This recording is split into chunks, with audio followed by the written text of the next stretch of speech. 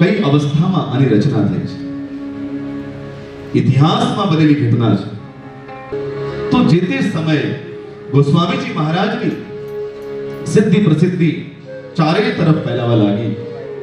અનેક ચમત્કારો, કારણ કે સિદ્ધ મહાપુરુષો સાથે અનેકાનેક કથાઓ પણ જોડાઈ ગઈ હોય એટલે અકબરના દરબારમાં સમાચાર મળ્યા કે સંત શ્રી તુલસીદાસજી મહારાજ એક સિદ્ધ મહાપુરુષ છે. એટલું જ નહીં, જેને ચિત્રકૂટના ઘાટ પર ભગવાન રાઘવેન્દ્ર સરકારના પ્રત્યક્ષ દર્શન થયા છે, એવા મહાપુરુષ અત્યારે ઉપસ્થિત છે.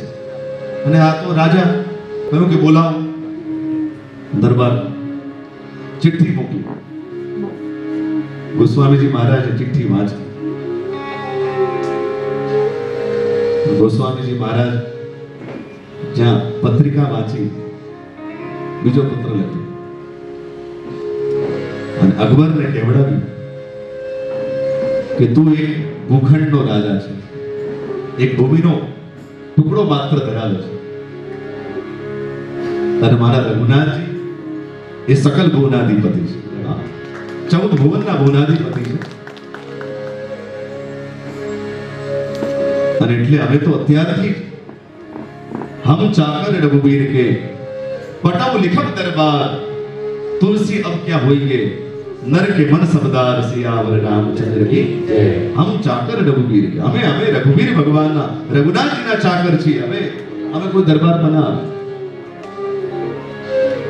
तुलसी अब क्या होइए नर के मन सबदार. हमें कोई व्यक्ति ना मन सबदार થવામાં શું આનંદ છે, શું મજા છે. हमें तो हम चाकर रघुवीर के. એક વાત વચ્ચે કહી દઉં, જેને આ જગતમાં કંઈ નથી જોઈતું ને એનાથી મોટો બાદશાહ કોઈ નથી. જેને આ જગતમાં કંઈ જોઈતું નથી, જેને વારે વારે લેવું છે કંઈ, એને ભય હોય, એને ભીતિ હોય, પણ જેને કંઈ જરૂરત નથી, એટલે સંતોથી મોટો કોઈ બાદશાહ નથી આ જગતમાં. જેને કંઈ જોઈતું જ નથી એનાથી મોટો કોઈ બાદશાહ નથી. કારણ કે જેને કઈ જોઈએ છે એને ક્યારે પૂરેપૂરું મળવાનું નથી, અને મળશે તો એને એની ક્યારે ભૂખ નું શમન થવાનું.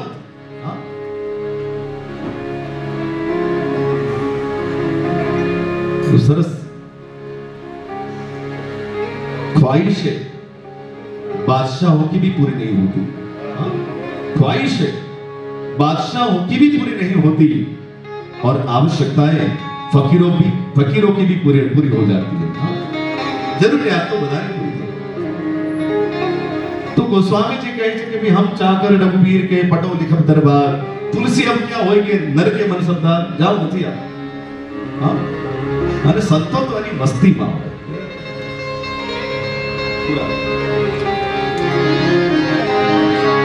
जो आनंद संत फकीर करे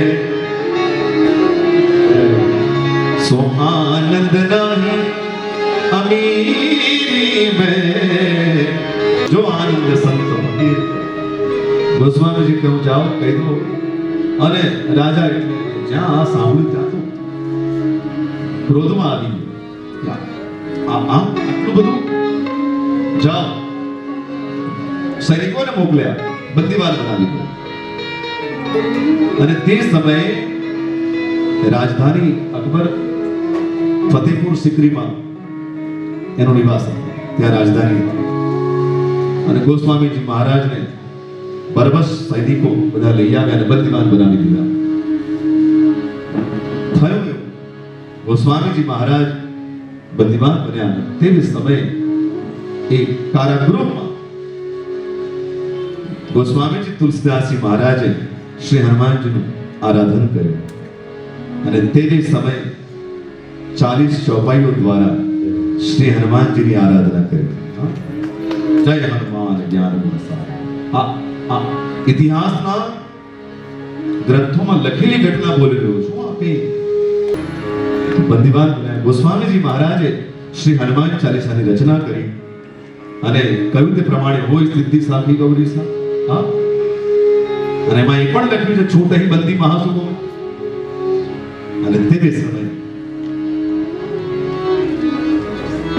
શ્રી હનુમાનજી મહારાજે એવી કૃપા કરી કે આખા ફતેહપુર સિકરીમાં વાનરોનું એટલું બધું ટોળું વ્યાપી ગયું કે અકબરના મહેલને, આખા ફતેહપુર સિકરીને એટલું બધું અસ્તવ્યસ્ત કરી નાખ્યું.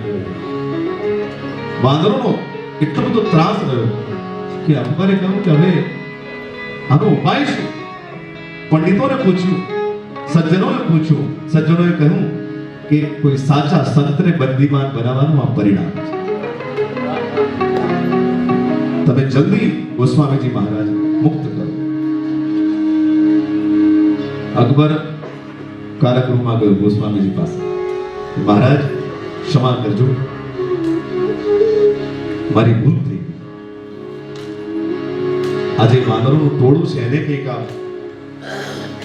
ગોસ્વામીજી કહે છે હવે એને મારે કંઈ કરવાનું નથી. હવે તારે આ ફતેહપુર સિકરી ખાલી કરવાનું છે. અને અકબરને ફતેહપુર સિકરી ખાલી કરીને જવું પડ્યું. પછી દિલ્હીમાં કિલ્લો સ્થપાયો. પછી એ દિલ્હી ગયા. તો છૂટ અહીં બંદી મહાસુખ હોય.